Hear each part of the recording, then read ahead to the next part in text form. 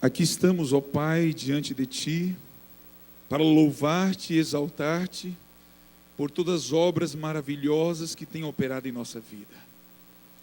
Essa semana, ó Pai, tivemos momentos inusitados, momentos até aflitivos, mas momentos muito felizes, a qual podemos, Senhor Deus, perceber que este lugar não é o nosso lugar, mas também podemos perceber e ver que o Senhor está em todo lugar. E a Tua mão tem nos guiado e nos conduzido a tal forma que não há como não louvarmos, que não temos como nós não expressarmos a nossa gratidão. Mas aqui, ó Pai, também temos, juntamente conosco, pessoas que podem ter em Teu coração, em cada coração, um anelo maior de Te conhecer. E por isso suplicamos, ó Pai, de um modo especial, se manifeste neste lugar. Se faça presente, ó Pai, trazendo luz e poder e convertendo o nosso coração. Como diz a Tua palavra assim: meu povo que por mim se chama, se humilhar, se converter e buscar a minha face, eis que me acharão. Aqui estamos, ó Pai, para estarmos contigo. Não há maior bênção, não há maior presente do que a Tua presença. Concede, ó Pai, a nós, concede a cada um de nós o bálsamo do Teu amor, para que possamos realizar o Teu grande sonho de vivermos em plena unidade, sermos um só povo e um só coração. Ó Pai, derrama a Tua bênção sobre o Teu servo, o pastor Disseu, que ele, ao ministrar a Tua palavra, seja mais uma vez iluminado pelo Teu Santo Espírito. Que possamos também, ó Pai, não somente ouvir a Tua palavra, mas como diz em Tiago, sermos praticantes da mesma e possamos ser bem-aventurados. Nos concede, ó Pai, essas bênçãos e já lhe suplicamos e imploramos no nome de Teu Filho, Jesus Cristo. Amém, Senhor.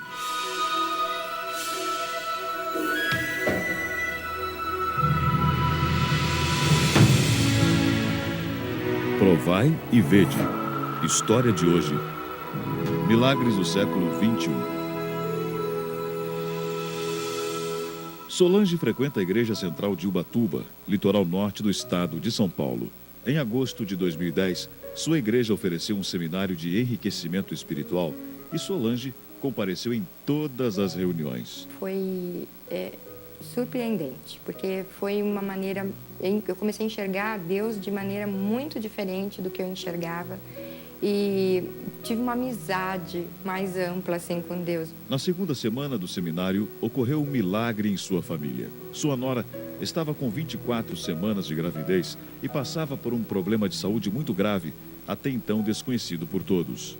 Eu notei que ela estava com algumas manchas no corpo e resolvemos ir ao médico. Chegando lá, o médico fez um exame das plaquetas dela e deu muito baixa. Resolvemos ir para São Paulo. Quando eu estava orando, eu senti o Espírito Santo falar muito fortemente a mim que eu deveria, antes de ir para São Paulo, estar voltando ao médico para repetir o exame dela. E quando chegou lá, que realizamos o exame, estava muito mal. Ela estava muito mal. Ela não ia ter condições de chegar até São Paulo, nas condições que ela estava. As plaquetas dela tinham baixado de 80 mil de um dia anterior para 11 mil. E eles resolveram transferi-la para Taubaté, porque na cidade não tinha suporte de UTI. Os médicos estavam com medo até desse transporte, porque ela precisava de fazer repouso. E nesse desespero que nós passamos, desses momentos, eu dizia sempre para ela: não temas, né? Porque Deus está ao nosso lado. Mesmo enquanto estava no hospital,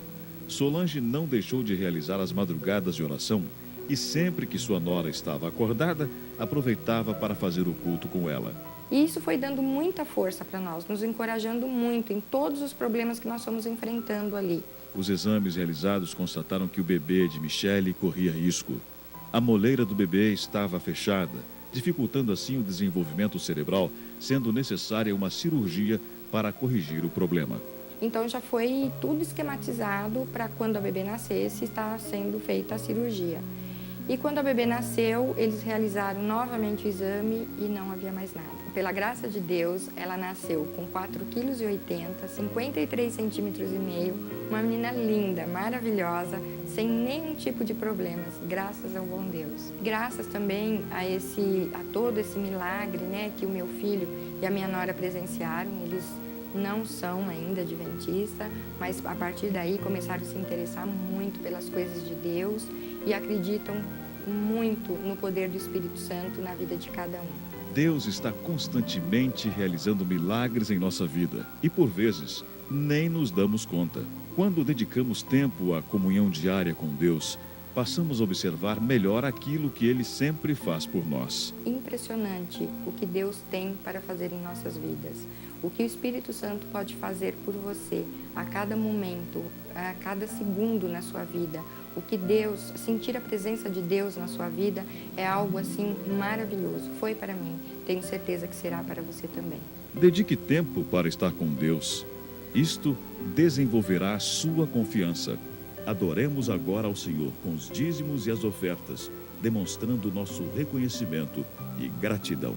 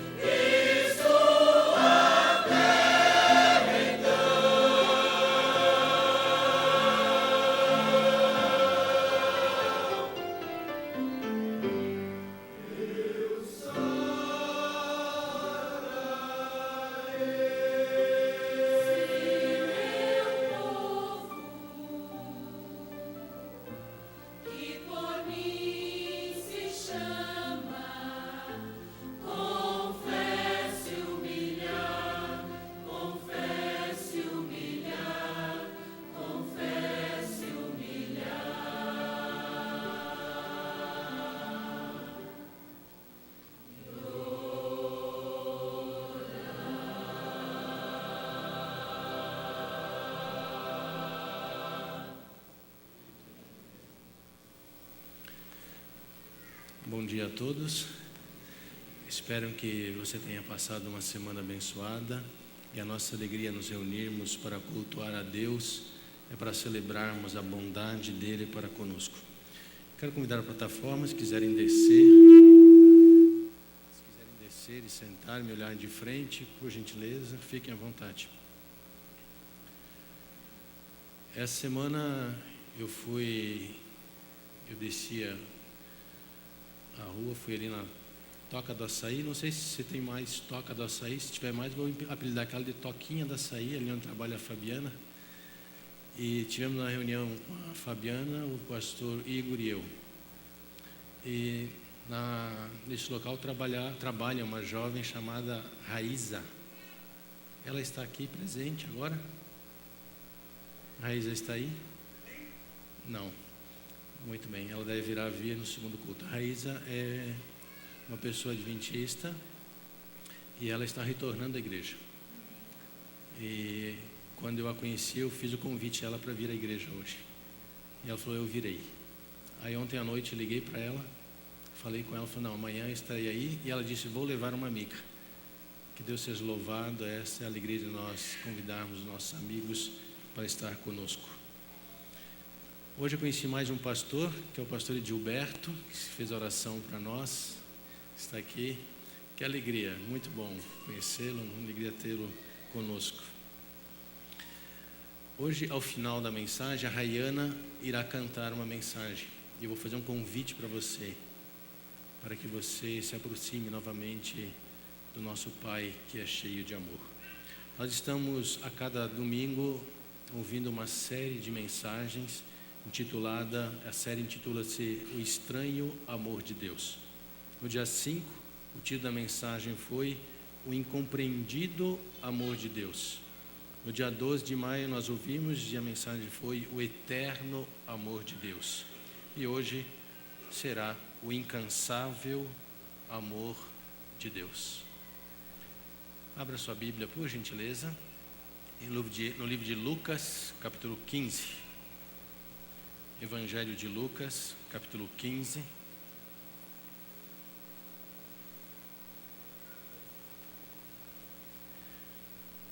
Enquanto você abre a sua Bíblia, eu quero cumprimentar os amigos que nos assistem via internet. Que Deus abençoe você e que a mensagem desta manhã seja uma bênção para você também. O Fernando está em casa com a Elaine, a esposa dele. Ele me passou uma mensagem hoje.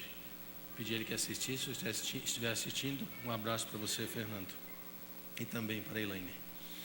São Lucas, capítulo 15, os versos 17... Os versos 17 em diante. Então, caindo em si, disse: quantos trabalhadores de meu pai têm pão com fartura, e eu aqui morro de fome. Levantar-me-ei, irei ter com meu pai, e lhe direi: Pai, pequei contra o céu e diante de ti. Já não sou digno de ser chamado teu filho. Trata-me como um dos teus trabalhadores. E levantando-se, foi para seu pai. Vinha ele ainda longe, quando seu pai o avistou, e compadecido dele, correndo, o abraçou e beijou. E o filho lhe disse: Pai, pequei contra o céu e diante de ti. Já não sou digno de ser chamado teu filho. O pai, porém, disse aos seus servos: trazei-me depressa a melhor roupa, vestiu, pondo-lhe um anel no dedo e sandálias nos pés. Trazei também e matai o novilho cevado. Comamos e regozijemo-nos. Ele termina dizendo: porque este meu filho estava morto e reviveu, estava perdido e foi achado. E começaram a alegrar-se. Você sabe qual foi a razão de Jesus ter contado essa história? A razão é por causa de uma polêmica em que alguns líderes judeus chegaram para Jesus e disseram: vem cá, como que você senta com os publicanos? Como que você é amigo dos publicanos? Os publicanos eram os cobradores de impostos, eram aqueles que alguns eram judeus e haviam vendido a sua ideologia e começaram a prestar serviço aos romanos. e cobravam impostos altos do próprio povo. E Jesus sentou com essa gente que oprimia o seu povo e era amigo deles. Jesus era uma pessoa que teria poucos amigos neste mundo, porque na verdade ele seria muito pouco compreendido. As pessoas não aceitariam muito as atitudes de Jesus. Eu creio que Jesus nunca seria um pastor de igreja, nunca seria um líder de igreja. Acho que Jesus seria alguém que andaria sempre na rua e viria à igreja e sentaria nos bancos da igreja. Porque o que Jesus fazia era extremamente incompreendido. O amor dele era incompreensível. E ele senta-se com aqueles que oprimiam o seu próprio povo. Era amigo deles. E a Bíblia diz que esses líderes também criticavam porque Jesus sentava-se com os pecadores. E a palavra pecador era aquelas pessoas que eram más, as pessoas que faziam coisas ruins. Jesus era amigo dessa gente. E além disso, Jesus comia com eles, que perante o judaísmo era uma atitude onde demonstrava-se amizade para com as pessoas.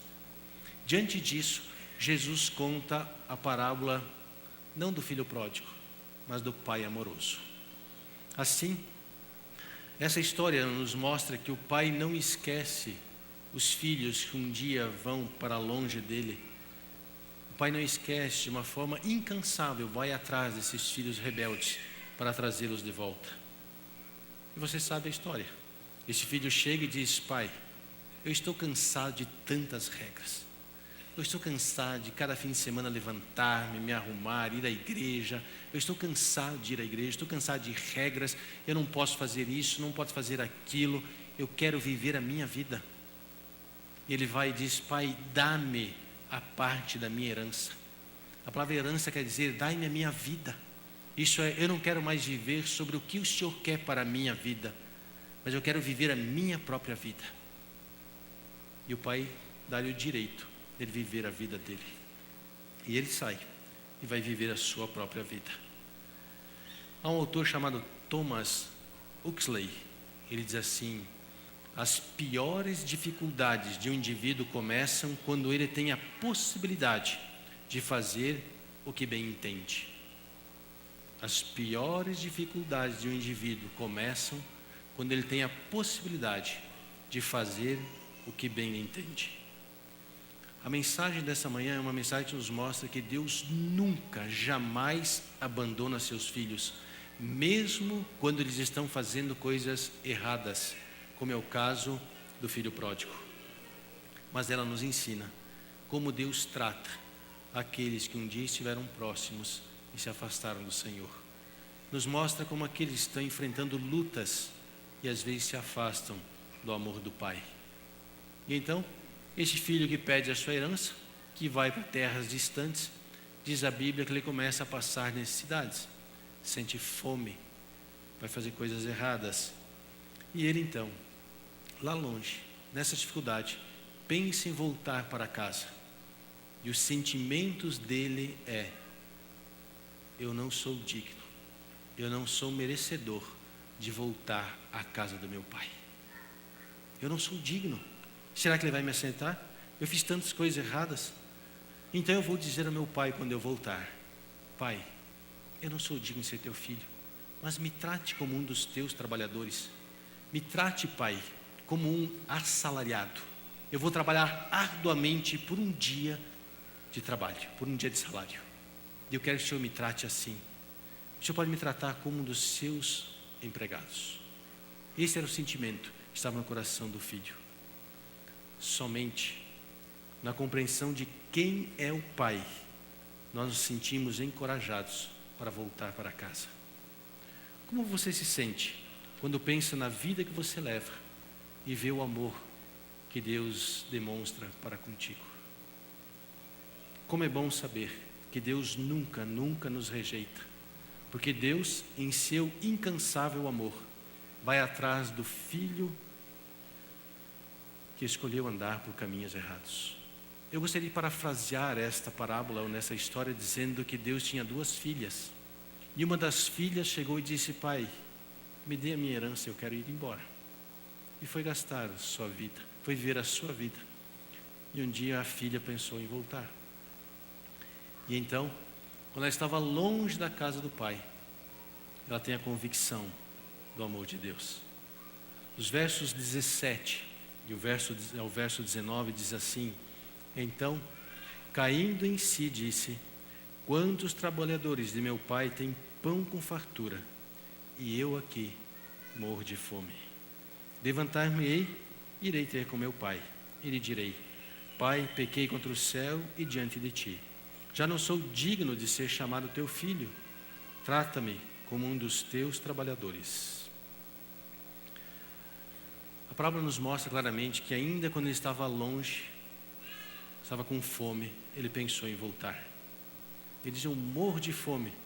A ideia de estar morrendo de fome aqui, eu estou com fome, estou passando necessidades, é a ideia de estar longe de alguém, mas na verdade alguém que está perto. Isso é, Deus estava sempre ali, mas ele não sentia mais a presença de Deus. Deus estava sempre ali ao seu lado, cuidando dele, estava perto dele, mas ele pensava que estava tão longe deste Deus. Talvez a coisa mais triste que aconteça no nosso coração, no coração humano, é nós pensarmos que por causa dos nossos erros, Deus está longe de nós. A verdade é que não é Deus que está longe de nós, mas somos nós que não cremos mais na sua aproximação de nós. Somos nós que cremos que Ele realmente está longe, pelas coisas erradas que nós fazemos. Nós achamos que Ele saiu da nossa vida, que Ele não nos ouve, que Ele nos abandonou, que nos deixou sós. Somos nós que pensamos que Ele fugiu, que Ele está longe de nós. Mas Ele está lá perto, sempre perto de nós. E a verdade é que Ele cria uma fome interior em nosso coração. Deus faz com que nós nos voltemos a Ele, que nós olhemos para as coisas erradas que nós fazemos e que nós o busquemos novamente. Mas infelizmente, muitas vezes nós pensamos que aquele que está tão perto de nós está tão distante. E nós achamos que precisamos fazer uma série de coisas para voltarmos para os seus braços. Então, o jovem diz assim, a Bíblia diz: caindo em si, ele levantou-se e disse que ia voltar ao pai. Quando você lê caindo em si, você pensa assim: bom, até que enfim ele acordou, ele decidiu levantar e ir. Mas não há nada que o ser humano faça que ele crie méritos diante do Senhor. Não foi uma atitude dele em cair em si e levantar-se para voltar ao Pai. Foi uma atuação do Espírito de Deus em seu coração. Sempre é Deus quem vai atrás do ser humano. Deus é quem busca o ser humano onde ele está. É Deus que vai atrás dos filhos que um dia se afastaram e os traz de volta. No livro de Filipenses, o apóstolo diz assim: Deus está sempre agindo em vocês para que obedeçam à vontade dEle, tanto no pensamento como nas ações. E no Salmo 40, o salmista diz assim: Ele veio a mim, Ele me tirou do fundo de um poço, Ele me fez andar sobre a rocha. Você pode compreender que é Deus quem toma todas as iniciativas? Às vezes nós pensamos: eu tomei a decisão de ir para Deus. Se nós tomamos a decisão de irmos a Deus, é porque o Espírito de Deus atua em nós. É porque o Espírito Santo nos leva para Deus. É Ele que nos faz ser santos, é Ele que nos faz ser fiéis, é Ele que nos faz louvá-lo. É o Espírito de Deus que nos move, não é a nossa própria vontade. E somos nós que nos rendemos à atuação do Espírito, como esse jovem se rendeu. Ellen White tem um pensamento bárbaro que ela diz assim: antes mesmo de ser pronunciada a oração, ou expresso o desejo, sai graça de Cristo para juntar-se à graça que opera na pessoa para trazê-la de volta. Você já pensou? Antes do filho pródigo ter pensado em orar, a graça de Deus já estava tocando o seu coração e já sai a graça de Cristo para trazê-lo de volta. Assim que ele rendeu-se ao chamado do Senhor e voltou para casa. Ele tomou consciência. Ele olhou para si mesmo e disse: puxa, o que eu fiz da minha vida? Quantas coisas erradas eu cometi? Eu vou voltar. Há uma coisa mais interessante que eu acho bárbaro, que uma palavra grega tem vários significados, como essa caindo em si. Não somente de ter olhado para ele mesmo, não somente do Espírito Santo ter tocado, mas cair em si é uma palavra grega que quer dizer também vir e ir. ou levantar-se e sair daqui, ou eu vou embora. Em outras palavras, de uma forma muito mais clara, a Bíblia está dizendo: esse não é o meu lugar. Eu vou levantar-me e vou para a casa do meu pai. Isso é cair em si também. Eu vou e irei, ou eu vou à direção de alguém que me espera. O filho tinha convicções de que o pai, com o seu amor, estava aguardando. Ellen White diz que uma cadeia dourada de graça e compaixão circundava o filho. O amor de Deus anelava sempre e anela sempre aquele que dele se afastou. E Deus põe em operação influências para trazê-lo de volta para a casa paterna, para os seus braços.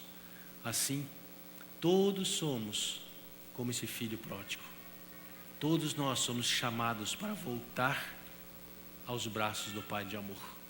Todos somos como esse filho, convidados a vir e corrermos para a casa do Pai e encontrarmos ali o Pai com os braços abertos.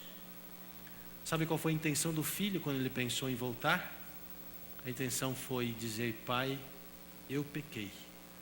Eu posso imaginar que naquela tarde o filho estivesse voltando já com seus pensamentos, e quando ele chegou à entrada da cidade, ele pensou: puxa pai, eu errei, eu fiz tantas coisas erradas, eu te rejeitei, eu neguei o Senhor, eu andei por caminhos errados, eu fiz tantas coisas erradas.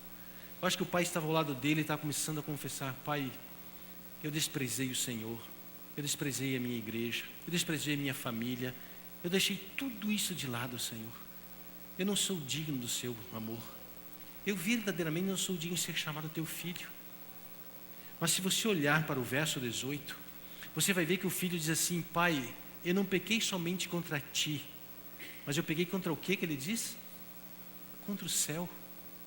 Na Bíblia, nada é simples. Por que ele falou: eu pequei contra o céu? Você sabe que o apóstolo São Paulo diz que existem 3 céus. O primeiro é o céu inferior, é esse que nós vemos, onde as aves voam, onde as nuvens estão, onde a chuva cai. O segundo céu, onde está o sol, as estrelas e a lua. E o terceiro céu, Paulo chama em 2 Coríntios de o paraíso espiritual. É a morada dos anjos, a morada dos outros filhos de Deus. Sabe o que o filho pródigo está dizendo? Pai, eu não pequei somente contra ti, mas eu pequei também contra todos os anjos que viram as coisas erradas que eu fiz. Eu pequei contra os teus filhos, os outros mundos. Eu pequei contra aqueles que estão lá nos céus. Eu pequei, Senhor, contra a minha família. Ele estava andando dizendo: pai, eu pequei contra tudo isso. O meu pecado não é somente contra ti, Senhor, mas o meu pecado também é contra a minha família lá do céu. Os meus irmãos que lá moram, os anjos, todos que lá estão. Interessante que o pai coloca o braço no filho. A Bíblia diz que o pai corre e abraça o filho. Ele não apenas abraçou, mas ele colocou o braço em cima e o conduziu. Há uma história de Bill Gaither. Vocês conhecem Bill Gaither? Gaither, daquele famoso grupo vocal. Bill Gaither escreveu mais ou menos 400 cânticos vocais evangélicos. Entre eles, o hino 70, Porque Ele Vive, é da autoria de Bill Gaither. O Rei Vem Vindo, no hino 128 do nosso cenário, também é de Bill Gaither. E o número 161, Vem Santo Espírito Agora, também é de Bill Gaither. Conta a história real, verdadeira, que Bill Gaither chegou de viagem em casa e o telefone tocou.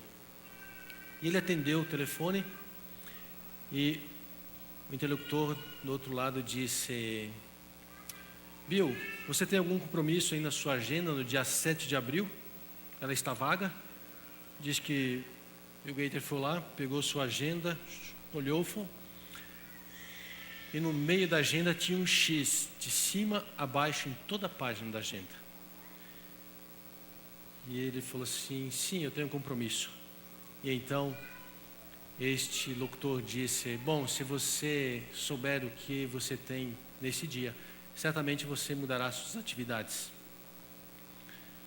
Nesse dia, o presidente dos Estados Unidos estará em nossa cidade. E você foi o escolhido para cantar para o presidente. o X na agenda de Bill Gates era o dia que ele dedicava para estar com a sua família.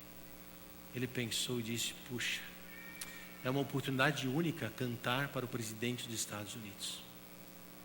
Mas ele pensou: eu viajei e eu prometi para a minha família que eu estaria com ela. Então ele disse: eu não irei. Ele falou: mas como? Bill, é sua oportunidade única. Então ele disse: a minha família é mais importante para mim do que o presidente dos Estados Unidos. Há alguma coisa em sua vida que é mais importante do que Deus? Há alguma coisa na sua vida que você dá mais valor do que a Jesus Cristo? Há alguma coisa na sua vida que você dá mais valor do que a Bíblia e a oração? Há alguma coisa que você gasta mais tempo que tira o tempo de Deus em sua vida? Há algo em sua vida que mantém você longe de Deus? Há alguma coisa em sua vida que você esconde de Deus e que você precisa confessar a Ele? Você pode ver e sentir o Pai convidando você para ir a Ele, ouvi-lo dizer que Ele nunca abandonou você. Deus, em seu incansável amor, recebe com festa os filhos que voltam para Ele.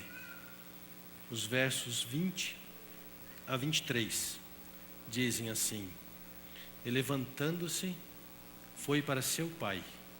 Vinha ele ainda longe, quando seu pai o avistou, e compadecido dele, correndo, o abraçou e beijou. E o filho disse: pai, pequei contra o céu e diante de ti, já não sou digno de ser chamado teu filho. O pai, porém, disse aos seus servos: trazei depressa a melhor roupa, vestiu, pondo-lhe um anel no dedo e sandálias nos pés. E trazei-me também, matai o novilho cevado, comamos e regozijemo-nos, porque esse meu filho estava morto e reviveu, estava perdido e foi achado. A Bíblia diz que esse filho, ainda longe, o pai o viu. Ele não estava perto de casa, ele estava longe. A ideia é de um navio barqueiro que não chega ao porto, não chega próximo à praia, que fica longe. O filho estava com vergonha do pai. Ele sabia que ele tinha feito coisas erradas. Ele não se sentia digno de ser amado por Deus. Ele achava que ele devia fazer alguma coisa para que Deus o amasse. Mas ainda quando ele estava longe, né, Jonas? O pai olhou por ele. Ainda quando ele estava distante, o pai estava observando o seu filho. Antes mesmo de você vir à igreja nesta manhã, Deus estava olhando para você. Enquanto você dormia, Ele estava olhando para você. Quando você levantou, Ele esteve ao seu lado. Quando você caminhou e tomou a condução para vir até a igreja, Ele andou ao seu lado. Você pode não vê-lo, mas Ele está aí, ao seu lado. Mesmo ainda quando estávamos longe da casa do Pai, o Pai estava olhando por cada um de nós. E Ele corre, e Ele abraça. E Ele veste a melhor roupa no filho. E esta roupa foi teada nos altares celestiais. Não tem um fio da linhagem humana. Toda ela foi teada nos céus. O pão do céu desceu a este mundo para nos vestir com os mantos da justiça de Cristo. Ele que nos deu a salvação. Ele que veio em busca de cada um de nós. Ele que nos busca. Ele que diz: deixa eu trazer você de volta. Ele está lá constantemente, olhando por cada um de nós. O que é fantástico nessa passagem são as atitudes do Pai, e são 5. A Bíblia diz que ainda quando ele estava longe, o Pai o avistou, o Pai o viu. Ainda quando estava longe, o Pai sentiu a dor do filho. É isso que diz que tinha compaixão. O Pai correu e se aproximou do filho. Deus nunca fica distante daqueles que erram. Deus nunca vira as costas para aqueles que um dia o desprezaram. Ele olha, ele sente a dor, ele se aproxima. E quando o pai o abraçou, mostrou todo o seu afeto para com este filho. E quando o beijou, literalmente ele disse: você é aceito, você é meu filho. Diga-me, essas atitudes de correr, ver, abraçar, ter compaixão, ser movido internamente por um amor incompreendido, são atitudes de um Deus carrasco? São atitudes de um Deus que fica julgando se você vai ou não aceitá-lo, se você vai fazer coisa certa para ser aceito? São atitudes de um Deus tirano? Não, são atitudes de um Deus de amor, que constantemente corre atrás dos seus filhos, diz: deixa eu revelar o quanto você é precioso para mim, deixa eu revelar o quanto eu amo você, deixe-me abraçá-lo, deixe-me beijá-la, deixe-me cuidar de você. É isso que Deus diz a cada um de nós. Essas são atitudes de um Pai eterno, cheio de amor. Deus não é um carrasco, Deus é um Pai de amor. Deus não é alguém a quem nós precisamos correr dele, Deus é alguém a quem nós podemos achegar sempre aos seus braços. Existem 7 bênçãos nos versos 22 e 23. A melhor roupa é a certeza de que você é um filho protegido. Ser vestido é a certeza de que você tem valor para Deus. Colocar um anel no dedo é a certeza de que você é um filho digno de ter um pai que te ama. Ter sandálias nos pés é a certeza de que você é filho e não é empregado. Ter um novilho cevado, um bezerro novo para você, é certeza do respeito do pai para contigo. Cear, comer com o pai, é a certeza de que você é aceito. E quando o pai se alegra, é a certeza de que o perdão foi concedido, de que não há mais nenhuma culpa entre você e seu pai. Quando tudo isso aconteceu, o filho sentiu que o passado estava perdoado, esquecido e apagado para sempre. Amém? E então, o filho bondosamente vai confessar. E se você ler os versos 18, 19 e 21, você vai ver que a confissão do filho é interrompida. Por quê? Por que Deus interrompeu a confissão do seu filho?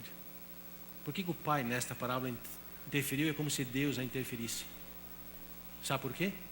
Porque o filho ia dizer: trata-me como um dos teus trabalhadores. E o pai está dizendo: você não é um trabalhador, você não é um Zé Ninguém, você é meu filho. Você não é um pecador perdido, você é meu filho. Você não é os seus erros, você é o meu amor. Você não é o seu fracasso, você é a minha força. Você é meu filho amado. Quando Deus interrompe, de uma forma simbólica aqui, a confissão do filho, Deus está dizendo: você sempre foi meu filho. Não precisa barganhar comigo. Não precisa você tentar fazer alguma coisa para eu amar você. Eu sempre amei e sempre amarei você. Eu quero convidar a Rayana, que ela venha aqui à frente. Enquanto ela vem, eu quero contar uma história a vocês de um príncipe. Conta essa história que um rei tinha um filho, o príncipe. Isso, Rayana, pode pegar o microfone e pode ficar aqui ao meu lado, que quando eu terminar você vai cantar. Obrigado. E este pai, com este filho, esse príncipe fez uma coisa muito horrível diante do reino. E o pai o mandou embora. E o príncipe foi embora. Diz a história que esse príncipe começou também, gastou o pouco que ele tinha, e logo começou a andar com pessoas de má fama, e por fim foi trabalhar no campo com os trabalhadores.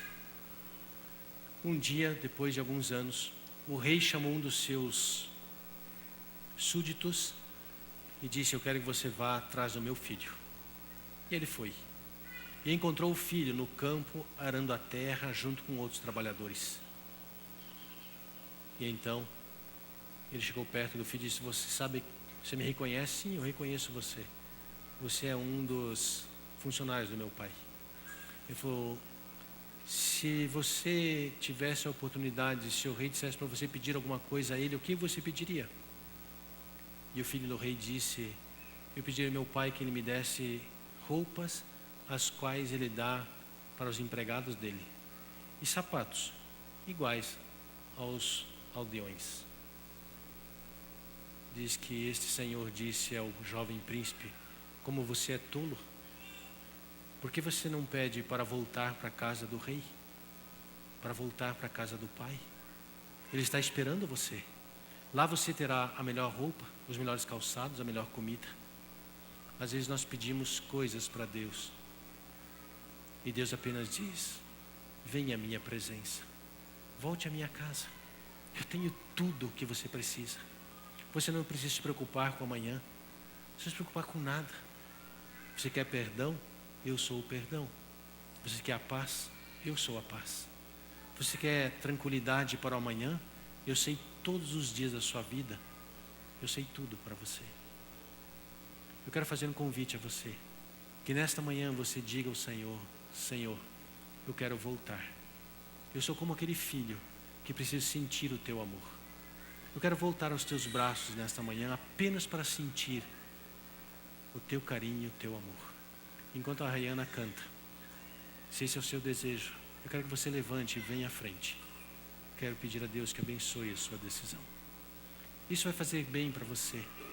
Isso vai torná-lo mais feliz, com certeza. Deus abençoe você, Rayana, ao cantar.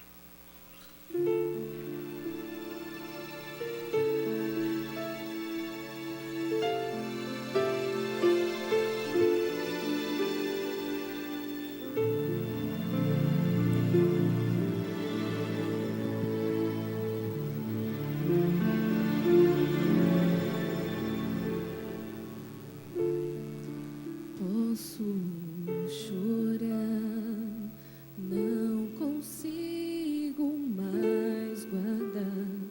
Será que a minha alegria virá de manhã?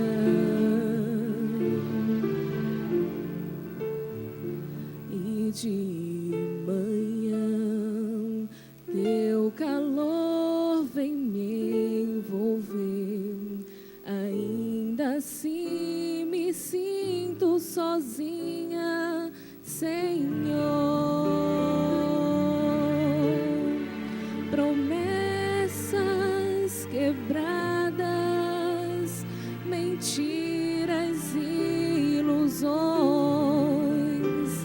pecados me envergonham, manchado está o meu coração, ó Pai. Como eu posso te encontrar e em tuas mãos me entregar? Minha vida aqui está, ó Pai. Não dá mais pra esperar. Agora é tempo de recomeçar.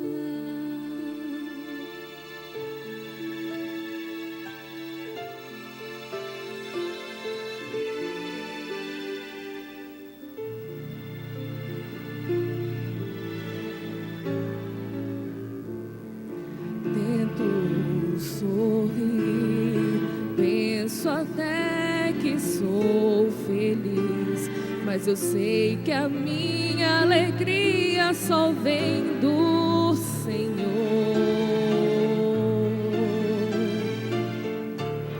E se eu permitir que Ele limpe o meu coração, vou vencer meus medos, meu interior.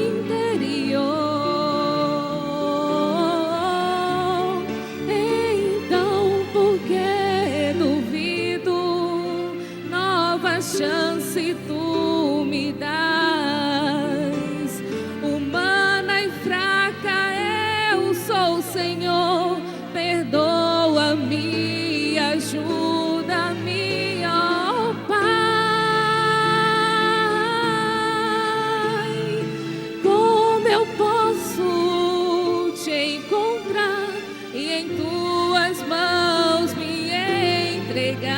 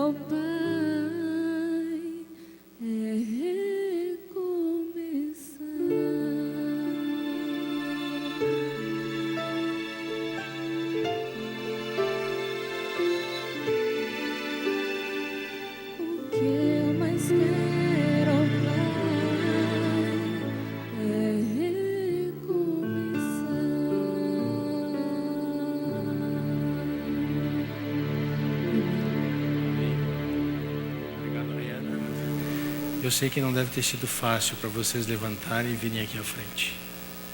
Mas eu tenho certeza que isso fez um bem espiritual a vocês enorme. Tomar toda decisão, todo passo em direção a Cristo. Sempre há bênçãos imensuráveis. Que Deus abençoe vocês. Feche seus olhos para nós orarmos. Senhor, nosso Deus e nosso querido Pai, nós queremos te agradecer por esta história tão maravilhosa, que é a história de um Pai eterno, cheio de amor. Um Deus em quem nós não precisamos correr. Um Deus que nunca nos esquece. Um Deus que sempre nos alcança, nos busca, nos traz de volta, para compreendermos verdadeiramente quem Tu és, Senhor. Obrigado pelo Teu amor para conosco. Continue cuidando de cada um de nós. Abençoe essas pessoas que vieram aqui à frente, nas suas lutas, nas suas dificuldades, que elas tenham sempre a certeza do Teu amor cuidadoso e protetor. Pai querido, abençoe também a Tua igreja, que diante de Ti está, dando sempre o Teu cuidado e a Tua direção. Em nome de Jesus. Amém.